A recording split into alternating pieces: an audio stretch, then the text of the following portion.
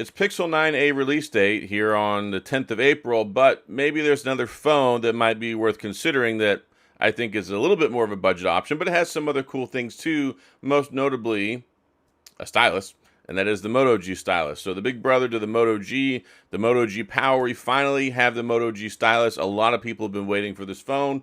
Just to get it out of the way, $399. And I'll get the bad news out of the way.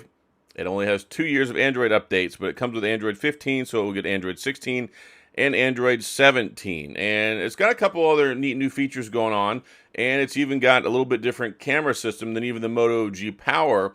So I think on paper, $399. It's got the Snapdragon 6th Generation 3, which is not a bad chip at all. It's something that will get you by quite well and is an improvement over the chipset the last couple of years.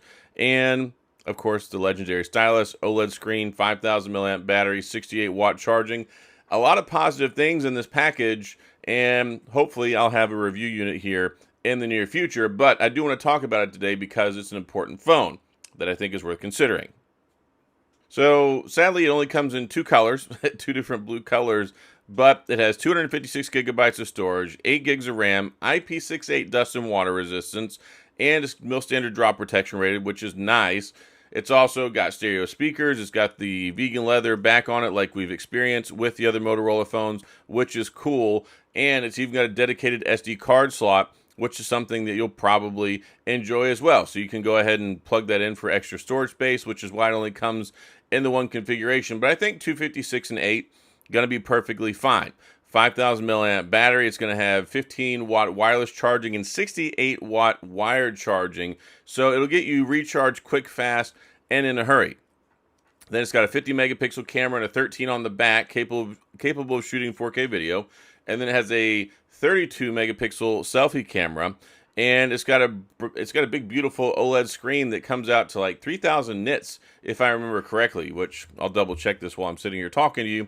Yes, 3,000 nits peak brightness, 120 hertz, 6.7 inch, and it's got Gorilla Glass 3. So, hey, that's something it has in common with the Pixel 9a. And it's funny because a lot of people have been giving the Pixel 9a crap for that, but really I'm totally fine with Gorilla Glass 3 because it's more scratch resistant.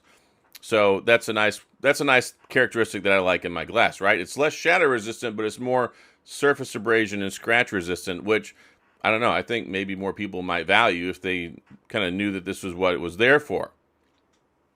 So, is this something you should buy? Maybe. I'm not crazy about the 2 years of updates. They do bi-monthly security patches, but it seems to work okay for them, and they've been doing a better job, I think, the last year or two. I wish it had more like 4 or 5 operating system updates, but I guess they look at it this way. If they're selling phones for $200, $300, $400, there's just not that big of a return in the investment to be doing software updates 4 years, 5 years later on a $200, $300, $400 phone.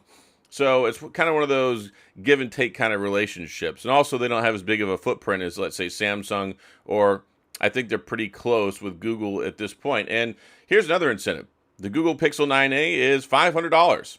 That is not a budget phone anymore. That is a mid-tier phone. And considering all of the things that have gone up so much over the last few years, it's nice to see something that still has a semi-budget offering. I think $399 for me is kind of the cap when it comes to a budget phone. And that's like a premium budget phone.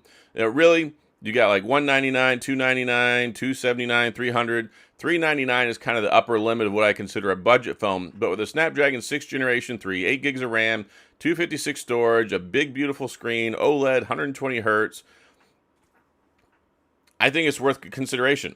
And it's one of those things where it's like, okay, the Google Pixel A series phone used to be a good value, and like I said a couple of weeks ago, you could still get the Pixel 8a. It's probably still on sale for $399, and that's a fantastic phone for $399, and it's got the Tensor chipset. But not everybody likes the Tensor chipset. Not everybody cares a whole lot about the AI stuff. Not everybody really wants a Pixel phone. So if you want something that's a good alternative, and I definitely appreciate the horsepower increase, we got a new chip, a better chip in the Moto G Stylus this go around.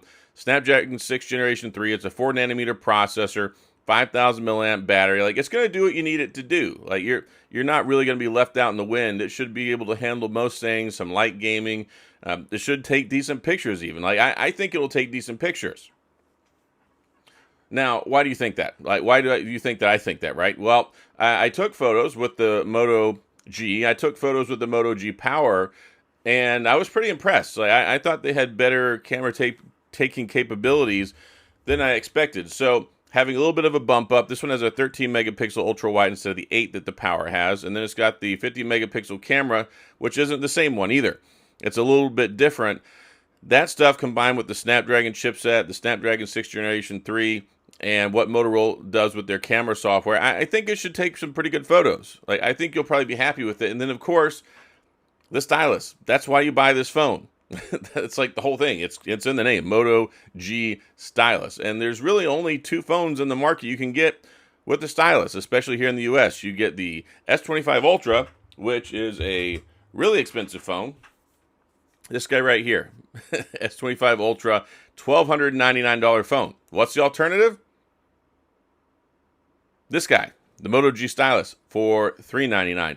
So it's $900 cheaper, and Motorola does some decent stuff with their software suite. They've got like a note-taking app, and you can do circle to search like all the other Android phones, and you can do some snapshot stuff. I think they've got a GIF maker and a few other things. So it's one of those things where it's nice, it's thoughtful, it's not super expensive. It gives you something that other phones don't give you, because it's really it. Moto G Stylus or S25 Ultra. Those are kind of your two options.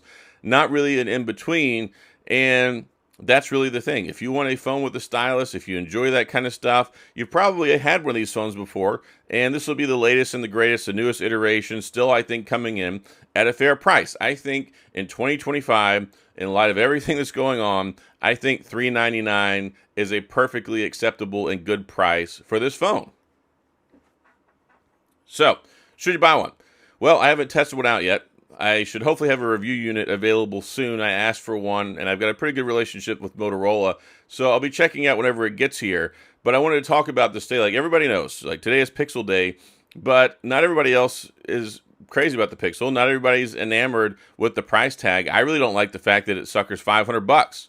I remember when you could get a Pixel A series for like $349, $399. Now we're paying $500 for these phones, and it's great that it has a Tensor 4, but I mean, they still walk back some things on it, and it's good. I mean, it will be a good phone, but the reality is that phone will probably be $399 in 3 months. That's just the fact of the matter, and it's like, should you pay $499 now, or should you wait a couple months and get it for $399? And by the time that one's $399, you'll probably be able to get a good deal on the Moto G Stylus. Maybe you can get it for $299. Maybe you can get it for $350. I don't know. And I know a lot of you guys and gals out there are very budget conscious. Everything costs a ton of money right now. So should your cell phone cost a ton of money? Maybe not. I'm perfectly happy with recommending phones that cost $300-400 as long as they're good. And there's a couple good options out there. The Pixel 8a, great option. Moto G Power is a decent option. Moto G Stylus, that's going to be a decent option.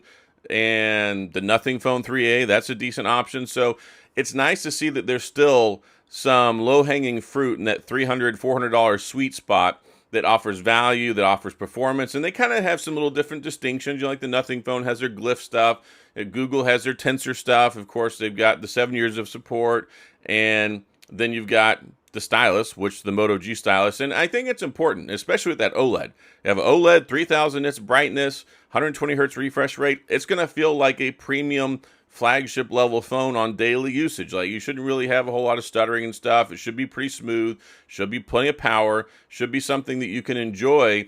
Do your social media, snap your photos, do your TikTok stuff, consume your content, watch your videos, have all day battery with the 5000 milliamp battery, and it looks and it should feel pretty premium. I mean, I've had a good experience with the Moto G, the Moto G Power. I love the faux leather design, the vegan leather on the back. They've got it on the razors as well. So I think Motorola's been doing a lot of good things, and I think this phone merits consideration. It'll be here on April the 17th. So you got to wait a week. You got to wait a week for it, but if you're interested in it and you want to save some money, you don't want to spend a ton of money to get a phone, but you want something cool, stands out, gives you some features, some multitasking stuff you can't get anywhere else, I say go for it. Now, again, I have to test it out and review it. I can't give it a full seal of approval because I haven't tested the phone out, but based off of my experience with the Motorola phones, with these hardware subsets and things like that, and also testing out and reviewing the stylus the last you have 2 years. I think I reviewed the 2023 and the 2024. And I wasn't crazy about the 2024, but I'm much happier to see increase in the chipset and a couple other changes as go around. And I think it'll be a good one. Plus 68-watt charging, right? Who doesn't want that? So that's all I got. If you have any questions, comments, gripes, concerns, complaints, all that stuff, of course, please go to the comment section. I'll do my best to get back with you. If you enjoyed the video, please hit the like and the subscribe button and the little notification bell if you want updates when new videos come out. And as always, thanks for being here. I appreciate you watching, and I'll see you guys next time.